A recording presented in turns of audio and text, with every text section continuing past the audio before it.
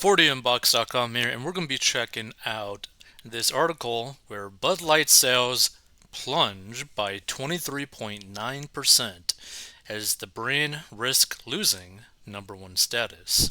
So let's get into it. Bud Light's steep sales drops are showing signs of bottoming out, but the struggling beer brand is still on track to losing its number one status in the US following its disastrous marketing tie-up with Dylan Mulvaney.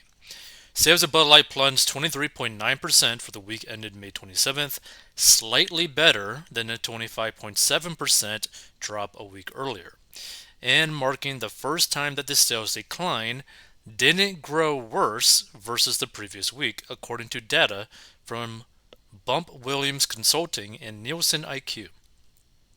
So drops for Anheuser-Busch's other brands, including Budweiser, Michelob Ultra, Busch Light, Natural Light, also saw narrower drops than a week earlier amid a wider backlash against Bud Light and its parent company. Perhaps the bottom has been hit and we are seeing a turnaround in performance, Bump Williams, head of the eponymous consulting firm, told the Post. Anheuser-Busch's $15 rebate on 18 packs in larger amounts of Bud Light surely boosted sales over Memorial Day weekend, experts said. The brewer discounted the brand from May 17th through May 31st, and shoppers were scooping up $20 cases of Bud Light for $5 or even less in some states, according to reports. And I think I did a video where this was first coming out about the whole rebate thing, where people could actually technically basically make like 3 cents by buying the beer. Now, if you were to factor in taxes, which you do, technically you'd still be like losing money, but it'd be like practically nothing, right? That you would actually be losing. So you'd pretty much be getting free beer at that point, which is crazy because like they were doing so bad that they had to get rid of it. They had to basically do whatever they could to clear the aisles of their product, which is pretty crazy.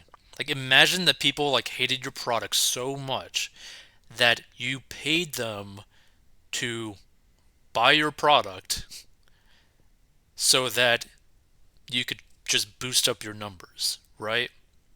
Which some people might do in like other situations. Like another example why someone might do that where it would actually make legitimate sense is what people used to do for like Amazon reviews, which is like bannable by Amazon, where like let's say that you had like an ebook or some sort of Amazon product. Let's say that you had like an energy drink, right? Which by the way, this is actually pretty tasty. But let's say that you had an energy drink on Amazon. What you originally could have done is basically buy the reviews for Amazon, boosting the numbers on Amazon and the review count and all that kind of stuff, boosting it in the algorithm and basically getting more legitimate sales by all of your fake sales. And what Budweiser is doing, right? What Bud Light is doing, is basically doing that, but more so doing it for a stock reason and kind of like trying to like manipulate the news, the public perception, like, oh wait, Bud Light's actually doing well now.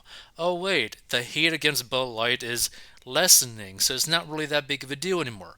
But in reality, people probably only got the thing because they basically could get it for free, right? And also, if you think about it, like typically the people that pretty much bought Bud Light were like frat guys, people who were working like, blue collar work, and a lot of people from other countries that came to the country not necessarily legally because it's cheap, right? And also they could just use like a $10 bill cash or $20 bill cash and get basically like a case. So probably there's a lot of people who don't speak any English, probably don't pay any like attention to the news, and end up just grabbing a whole bunch of this stuff for free, basically, right? That could be also an option too. But it's just sad, right? Like it's sad to see a company willingly destroy their whole brand just because they don't understand their audience, their customers, like at all, right? Crazy.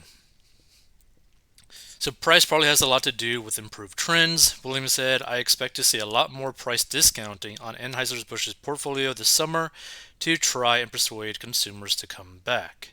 Which again, like this is like a really hard thing to do. Like they are trying to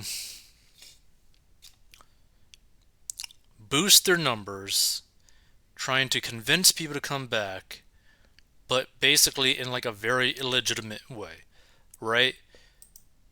You can't bribe someone to like your brand. They either like your brand or they don't.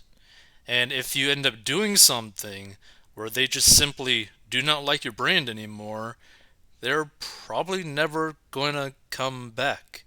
Because not only that, like the whole thing with the Bud Light situation isn't just the fact that they did the whole marketing campaign, but they basically blatantly insulted their customer base. Like 90% of their customer base, they blatantly insulted, right? And then they just double down, triple down, try to lie about the whole thing. And it's like, you basically disrespected your customer base to such a degree that you might get people who are just like opportunistic for like cheap beer. Like, oh yeah, I still get like Bud Light just for like cheap beer and like basically get it for free because it's just practically free alcohol. A lot of people are going to be willing to do that. But that doesn't necessarily mean that when prices go back up to the normal price to match all the other companies, that those same customers are going to be, oh yeah, I'm still going to stick with Bud Light, even though their price is increasing and I still don't like them. Like it's crazy to think that.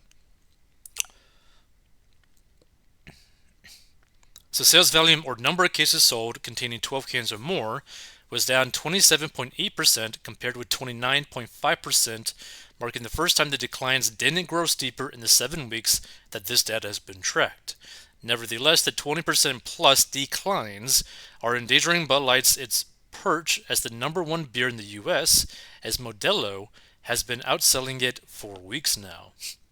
And during the week ended May 27th, Modelo Especial's sales grew by 9.5% compared to a year ago, and the sales volume was up by 4.7%.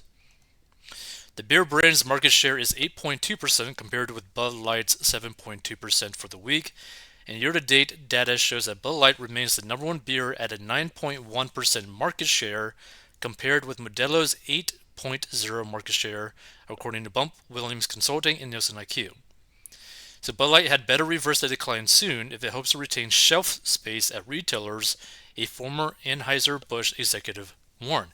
Now this is actually an interesting thing because I used to watch a lot of business shows that talked a lot about the whole like shelf space type of situation that a lot of companies deal with.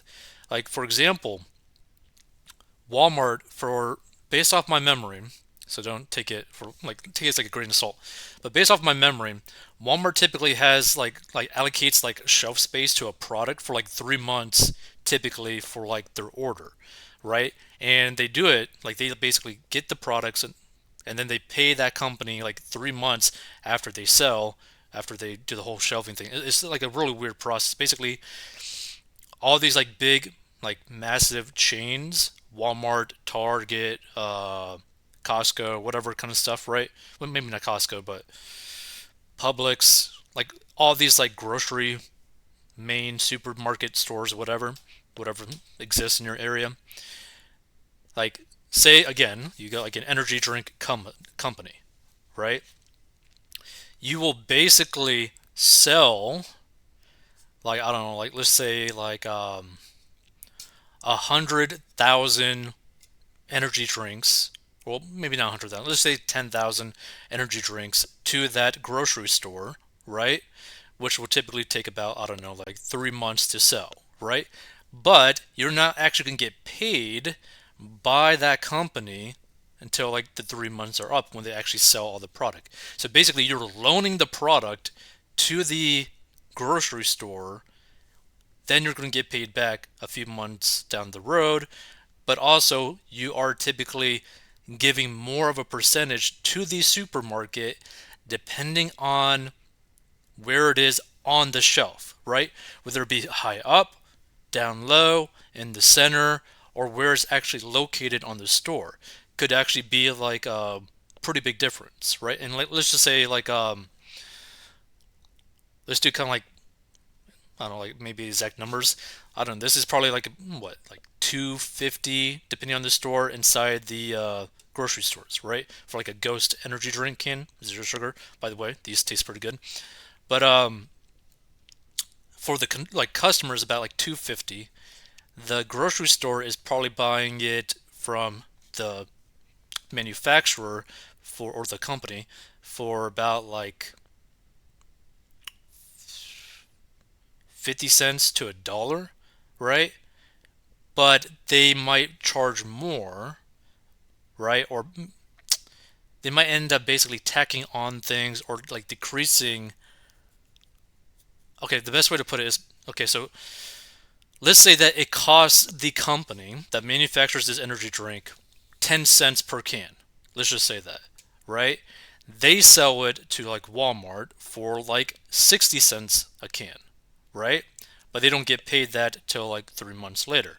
But depending on where it is on the shelf, can depend on basically the price point of this actual product, right? So the person with the company that might have sold it for like 60 cents, they might actually be able to sell that to maybe 70 cents or 80 cents to the company because the grocery store might be able to sell it for a better premium because it's actually getting sold regularly, right? So the Walmart store, right, or the grocery store would be willing to pay the manufacturer, the company that actually makes the energy drink, a little bit more money depending on how well it's actually selling in the store. And if it's not selling that well, they're going to pay for this in terms of like basically pay for this can for a lot less money next round, or they will basically market it in the store, right? If it's not really selling, they're maybe going to put it like maybe down low or up top because basically the premium real estate in like a grocery store is like eye level, right? Which is about like 5'6", 5'8", 5'11", that type of like range for like the average adult male. That's basically like the height. Like the middle of the aisle is pretty much about the premium real estate, right? Because if you're having to look up or look down, you're probably not really going to be buying those products unless you really need it, right? And you don't necessarily really need like a Bud Light as like an example. And if they don't do well, if they can't get these drinks off of the shelf because the brand has been devalued in terms of the populace so much, Bud Light is not going to be making pretty much any money from their actual cans. But more important is that all of these supermarkets, Walmart, Target, whatever type of supermarkets, right, that exist, are simply going to be like, hey, we know that we had a contract with you for however like months, right? We're just going to pay you this like cancellation fee and basically be like, get out of here. We're never going to order from you again, which could be hundreds of thousands, if not multiple millions of dollars of pretty much guaranteed recurring business for Bud Light. So that's the biggest issue. Is like typically if you get like your product accepted into like a grocery store and it starts to sell really well and it's typically in like the premium eye level shelf space and you take up a lot of shelf space, you're losing out on crazy amounts of reliable money, right? Which is the biggest problem. Let's see. So Anson Fredericks, who headed Anheuser-Busch's sales and distribution department, said retailers usually reset shelf space allocations in the spring and fall. So retailers generally take sales data from April, May, June, July, and then based off of that data in that time period, they will reallocate shelf space, Frederick told DailyMail.com over the weekend. That shelf space will be allocated to Miller Lite, Coors Light, and Yuengling, and some of the other brands that have taken share from them, Frederick said. And Mulvaney posted 2 videos and images of herself as a Bud Light marketing partner on April 1st, including one of her in a bubble bath surrounded by Bud Light cans. Another image included a 16-ounce can of Bud Light with her face on it, a commemorative can that was given to her to celebrate her 1 year anniversary as a woman. So I think it's kind of weird that New York Post basically refers to Dylan Mulvaney as her when Dylan Mulvaney is not a her. So that's kind of interesting. But feel free to give your thoughts on this because I think the biggest issue isn't even the perception that the customer base has of Bud Light. If Bud Light, if their brand continues to not improve, right, over time, and these big, massive corporations are going to be like, yeah, we really don't want you on the shelf anymore because your product just doesn't move at all. That's a massive, massive financial issue for Bud Light because you are basically getting kicked out of massive, massive reliable money coming in. Like it's like crazy. I think I remember hearing something where people were like maybe in like local stores like gas stations or whatever like with a product and they were typically getting like $10,000 a month or like $20,000 a month in terms of like sales for their product, right? As soon as one big national superstore or super chain like Walmart picked it up, just one of them, right? It went from like $10,000 to $20,000 for their product to like 100K a month, right? To 200K a month, and just started to like escalate like crazy because then more stores started to carry the product, and you could basically explode a product like crazy, right? But without it, you're basically getting like no sales, right? Because you got to think about it too. If Bud Light's product is not held in the supermarkets, right, where you could easily grab it, right, who's going to be buying Bud Light, right? Is there going to be that many people buying Bud Light online? Doubt it. How many people are going to be buying Bud Light direct to consumer, right? Whether it be on Amazon or literally on the Bud Light website. Not much, right? Combined with how bad their brand is doing, they probably don't got a lot of fans that would be willing to do that, right? It's pretty crazy. Very, very crazy. If you want to learn how to get out of debt, go to 40mbucks.com. Stay tuned for more financial commentary, news commentary. I just thought this was kind of interesting because this is a much bigger thing than just them basically destroying their brand. It's like if they lose the aspect of foot traffic in these big stores, they can't recover like at all.